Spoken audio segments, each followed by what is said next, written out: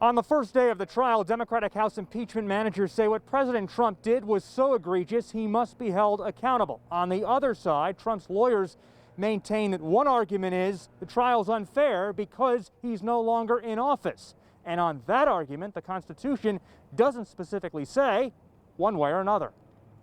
As the second impeachment trial of now former President Trump gets underway, the constitutionality question of whether the Senate can hold a trial of this magnitude concerning a former president or any former federal office holder looms. The Constitution's not very explicit about these things.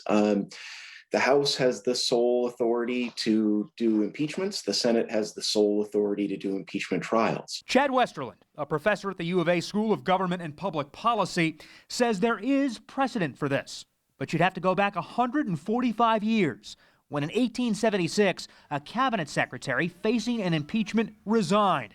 He was still impeached, and the Senate voted to move forward with the trial. Whether or not it's the right thing to do, whether or not it's the smart political thing to do, is a totally separate question.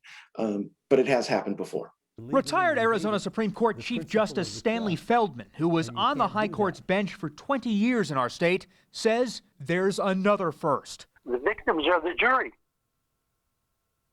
You ever see that on a criminal trial?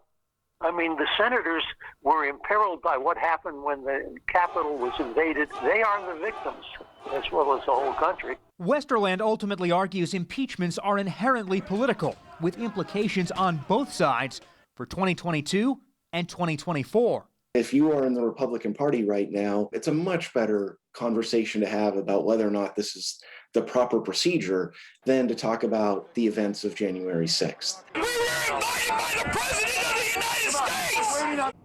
Oral arguments begin tomorrow. Each side gets 16 hours to make their case. 2/3 of the Senate would have to vote yes to convict President Trump.